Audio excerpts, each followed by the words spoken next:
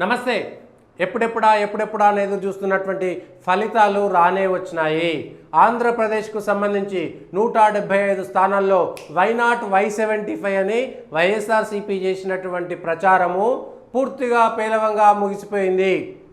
పోయినసారి 2019లో టీడీపీకి వచ్చినటువంటి ఓట్ల కంటే, టీడీపీకి వచ్చినటువంటి సీట్ల కంటే ఈసారి వైఎస్ఆర్సీపీ అత్యంత దారుణంగా తన ప్రభావాన్ని చూపింది. జగన్ను పూర్తిగా ఆంధ్రప్రదేశ్ ప్రజలు తిరస్కరించారు.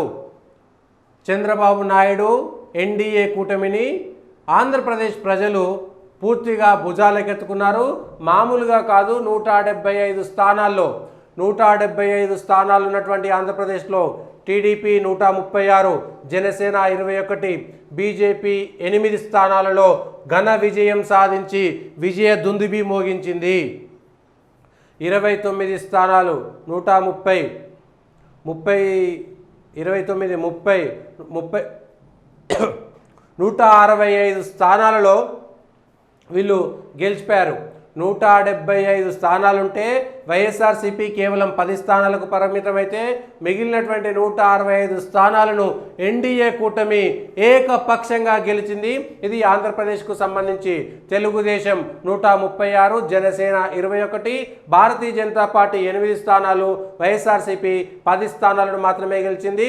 10 స్థానాలలో అరకు వ్యాలీ 1, పాడేరు 1, ఎర్రగొండపాలెం, రాజంపేట, పులివెందుల, మంత్రాలయం, ఆలూరు, తంబలపల్లె, పుంగనూరు ఇవి 9 స్థానాలు. మరొకటి బద్వేల్. ఈ 10 స్థానాలను మాత్రమే వైఎస్ఆర్సీపీ గెలుచుకున్నది. కేవలం 10 స్థానాలను మాత్రమే గెలుచుకుంది. అది వాళ్ళ ప్రధాన ప్రతిపక్ష హోదాను కూడా కోల్పోయింది వైఎస్ఆర్సీపీ. మరి 10 స్థానాలతో ఏ విధంగా భవిష్యత్తు ఉంటుందో చూడాలి. ఇక భారతీయ జనతా పార్టీ 8 స్థానాల్లో ఎచ్చెర్ల, విశాఖపట్నం, కైకలూరు, ఆదోని, ధర్మవరంలో భారతీయ జనతా పార్టీ సత్యకుమార్ బీజేపీ జాతీయ కార్యదర్శి వైఎస్ఆర్సీపీ మీద గెలిచారు. ఎచ్చెర్లలో ఈశ్వర్రావు గెలిచారు. విశాఖపట్నంలో విష్ణుకుమార్ రాజు, కైకలూరులో కామినేని శ్రీనివాస్, ఆదిలో డాక్టర్ పార్థసారథి వాల్మీకి, ధర్మవరంలో సత్యకుమార్ యాదవ్ గెలిచారు. 5 స్థానాల్లో, మిగిలిన 3 స్థానాల్లో రామకృష్ణారెడ్డి నల్లమిల్లి అనపర్తి నుంచి, విజయవాడ వెస్ట్ నుంచి సుజనా చౌదరి, జమ్మలమడుగు నుంచి ఆదినారాయణ రెడ్డి. కడప జిల్లాలో కూడా భారతీయ జనతా పార్టీ బోని చేసింది. ఎక్కడ కూడా మొత్తం జిల్లాల్లో, పాత 13 జిల్లాల్లో వైఎస్ఆర్సీపీ కేవలం 10 స్థానాలకే పరిమితమైంది. జగన్ భవిష్యత్ ఏమిటి? జగన్కు ఉన్నటువంటి 4 ఎంపీలను కేంద్రంలో ఏం చేసుకోగలుగుతారు? జగన్ రాజకీయ భవిష్యత్ ఏమిటి? అధికారంలో ఉన్నప్పుడు చంద్రబాబు నాయుడు కానీ, టీడీపీని కానీ ఇప్పుడు కక్ష తీర్చుకునేటువంటి ప్రయత్నం చేస్తుందా? అధికారంలోకి వచ్చిన తర్వాత జనసేన పార్టీ 21 స్థానాల్లో పోటీ చేస్తే 21 స్థానాల్లో జనసేన పార్టీ గెలిచింది. 100కు 100% గెలిచింది. బీజేపీ 10 స్థానాల్లో పోటీ చేస్తే 8 స్థానాల్లో పోటీ చేసింది. 80%, ఇది 100%, అది 93% దాదాపుగా. టీడీపీ అంటే ఏకపక్షంగా ఒకే వైపుకు వెళ్ళిపోయింది. ఇక వీళ్లకు వాళ్ళకు అని సంబంధం లేకుండా ప్రజలంతా ఒకవైపే వెళ్ళిపోయారు. పాలకొండలో జయకృష్ణ, నెల్లిమర్లలో లోకం నాగమాధవి, విశాఖపట్నం సౌత్లో సిహెచ్ వంశీకృష్ణ, అనకాపల్లిలో కొనతాల రామకృష్ణ, పెందుర్తిలో పంచకర్ల రమేష్ బాబు, యలమంచిలిలో సుందారపు విజయ్ కుమార్, పిఠాపురంలో కొనిదెల పవన్ కళ్యాణ్, కాకినాడలో పట్నం వెంకటేశ్వరరావు, రాజోల్లో దేవవరప్రసాద్, గన్నవరంలో గిడ్డి సత్యనారాయణ, నిడదవోల్లో కందుల దుర్గేష్, ఉంగుటూరులో ధర్మరాజు, పోలవరంలో చిరి బాలరాజు, అవనిగడ్డలో బుద్ధప్రసాద్ మండలి, కోడూరులో అరవ శ్రీధర్, తిరుపతిలో శ్రీనివాసులు గెలిచారు జనసేన పార్టీ నుంచి. రాజమండ్రిలో బత్తుల బాలకృష్ణ, నరసాపురంలో బొమ్మిడి నారాయణ నాయకర్, భీమవరంలో రామాంజనేయులు, తాడేపల్లిగూడెంలో బొలిశెట్టి శ్రీనివాస్, తెనాలిలో నాదెండ్ల. పవన్ కళ్యాణ్ ఎమ్మెల్యేగా ఉంటాడా, ఉప ముఖ్యమంత్రిగా ఉంటాడా, లేదా రాజీనామా చేసి కేంద్రంలో మంత్రిగా వెళ్ళిపోతారా? రాజ్యసభ తీసుకుంటారా లేదా ఎంపీగా పోటీ చేస్తారా? ఇవన్నీ కూడా ఇప్పుడు ప్రశ్నలుగా ఉన్నాయి. లేదా ప్రధాన ప్రతిపక్ష హోదా వైఎస్ఆర్సీపీకి ఇవ్వకుండా ఒకవేళ జనసేనకి ఇస్తే జనసేన నుంచి పవన్ కళ్యాణ్ మంత్రులను తీసుకుంటాడా తీసుకోడా? మంత్రి పదవులు ఇస్తారా ఇవ్వరా? ఒకవేళ మంత్రి పదవులు తీసుకోకపోతే పవన్ కళ్యాణ్ ఒక్కడే మంత్రి పదవులు తీసుకుంటాడా? ఇట్లా అనేకమైనటువంటి ఈక్వేషన్స్ ఉన్నాయి. పవన్ కళ్యాణ్ ఏం చేయబోతున్నారు?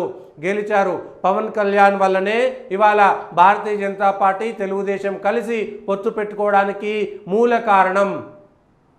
చంద్రబాబు నాయుడు కష్టాలు ఉన్నప్పుడు, చంద్రబాబు నాయుడు జైల్లో ఉన్నప్పుడు వెళ్ళి పరామర్శించి చంద్రబాబును కలిసి తెలుగుదేశము బీజేపీ పొత్తు పెట్టుకునే విధంగా ఒత్తిడి తెచ్చినటువంటి వ్యక్తి పవన్ కళ్యాణ్. మరి పవన్ కళ్యాణ్కు ఆ మేరకు ఆంధ్రప్రదేశ్ రాజకీయాల్లో చంద్రబాబు నాయుడు ఆ స్థానాన్ని ఇస్తారా? లేదంటే గతంలో టీడీపీ బీజేపీ జనసేన 2014లో కలిసి పోటీ చేసి గెలిచిన తర్వాత 2018లో నరేంద్ర మోడీ మీద బీజేపీ మీద వేసినటువంటి అబండాల లాగానే మళ్ళీ తను మారిపోతాడా అనేటువంటిది ఇక్కడ కీలకమైనటువంటి అంశం. ఒకటి, పవన్ కళ్యాణ్ ఏం చేస్తాడు? రెండు, చంద్రబాబు నాయుడు ఏం చేస్తారు? ఎన్డీఏలో కలిసి ఉంటాడా? గతంలో నరేంద్ర మోడీకి సంబంధించినటువంటి అంశంలో వ్యతిరేకంగా వెళ్ళిపోయినట్టుగా ఇప్పుడు కూడా వ్యతిరేకంగా వెళ్ళిపోతాడా? కాంగ్రెస్ కూటమికి వెళ్ళిపోతాడా? ఎన్డీఏకి డోకా ఇస్తాడా? బీజేపీకి డోకా ఇస్తాడా? అక్కడికి వెళితే ఉప ప్రధాని పదవి వస్తుందనేటువంటి ఆశతోటి కాంగ్రెస్ కూటమికి ఏమైనా వెళ్ళేటువంటి అవకాశం ఉంటుందా? ఇవన్నీ కూడా ప్రశ్నలే. రాజకీయాల్లో ఏది శాశ్వతం కాదు, ఏది అశాశ్వతం కాదు. 1+1 ఎప్పుడు 2 కాదనేటువంటి నానుడి ప్రకారం చంద్రబాబు నాయుడు ఏం చేయబోతున్నారనేటువంటిది కూడా ఉంటుంది. అయితే చంద్రబాబు నాయుడు చక్రం తిప్పుతారు లేదంటే ఇది అనేటువంటి అంశాలు పక్కన పెడితే ఎన్డీఏలో భాగస్వామ్య పక్షంగా ఉన్నటువంటి ఉద్ధవ్ ఠాక్రే గతంలో శివసేన భారతీయ జనతా పార్టీతో పొత్తులో భాగంగా గెలిచిన తర్వాత భారతీయ జనతా పార్టీకి హ్యాండ్ ఇచ్చి అతను కాంగ్రెస్ పార్టీకి వెళ్ళి అక్కడ ముఖ్యమంత్రి అయినటువంటి విషయం మనం చూస్తున్నాం. చంద్రబాబు నాయుడే కలిసి పోటీ చేసి 2018లో మళ్ళీ మోడీ రాడనుకొని భారతీయ జనతా పార్టీకి డోకా ఇచ్చినటువంటి విషయాన్ని కూడా మనం చూస్తున్నాం. ఇప్పుడు అవే పునరావృతం అవుతాయా? చంద్రబాబు నాయుడు ఇటు పవన్ కళ్యాణ్ను భారతీయ జనతా పార్టీని కలిపి ఉంచుకుంటాడా? వాళ్ళ ఇద్దరిని పక్కకు నెట్టేస్తాడా? లేదా పవన్ కళ్యాణ్ పక్కకు ఉంచుకొని బీజేపీని నెట్టేస్తాడా? ఇద్దరితో కలిసి ఉంటాడా? ఇద్దరిని నెట్టేసి తాను ఒక్కడు మాత్రమే ఉంటాడా? ఇవన్నీ కూడా చిక్కు ప్రశ్నలే. కేంద్రంలో భారతీయ జనతా పార్టీకి కావాల్సినటువంటి 30 స్థానాల్లో కీలకంగా ఉన్నటువంటి ఆంధ్రప్రదేశ్ రాష్ట్రం అనేటువంటిది కూడా ఇప్పుడు తన అవసరాలకి అనుగుణంగా వాడుకుంటారా అనేటువంటిది కూడా చూడాలి. తన అవసరాలకు అనుగుణంగా వాడుకుంటాడా అనేటువంటిది కూడా చూడాలి. టీడీపీ 16, జనసేన 2, 18 స్థానాలు. ఏవైతే 30 స్థానాలు కావాలో అక్కడ జేడీయూ, ఇక్కడ తెలుగుదేశం పార్టీ 2 పార్టీల పొత్తుతోటే ఎన్డీఏలో భాగస్వామ్య పక్షంగా అక్కడ భారతీయ జనతా పార్టీ నేతృత్వంలోని ఎన్డీఏ నరేంద్ర మోడీ ప్రధానిగా ప్రమాణ స్వీకారం చేస్తారా అనేటువంటిది కూడా ఇక్కడ చూడాల్సినటువంటి అంశము.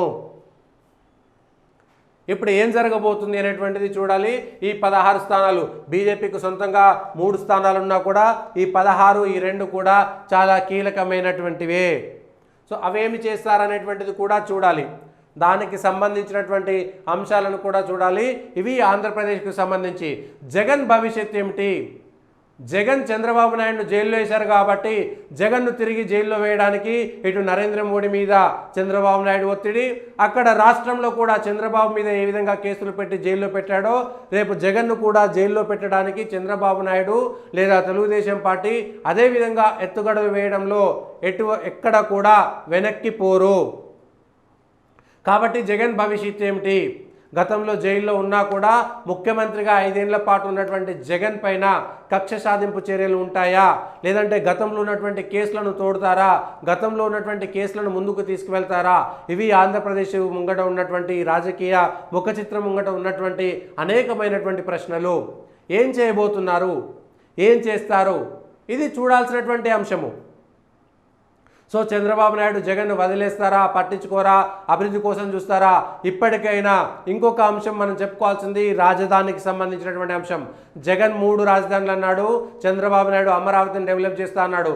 అమరావతిని డెవలప్ చేయడంలో మొదటి 5 ఏళ్ళు విఫలమైనట్టుగా ఇప్పుడు కూడా అధికారంలో ఉన్నప్పుడు అమరావతిని తాత్కాలిక నిర్మాణాల పేరుతో తాత్సారం చేయకుండా 5 సంవత్సరాల్లో పూర్తి స్థాయి అభివృద్ధి చేయడానికి అవకాశం ఉన్నట్టుగా అభివృద్ధి చేస్తాడా?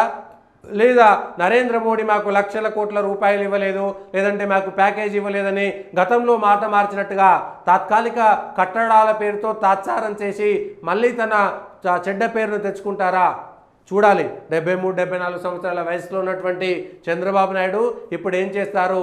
లోకేష్ భవిష్యత్తు ఏంటి? ఎన్టీ రామారావు భవిష్యత్తు ఏమిటి?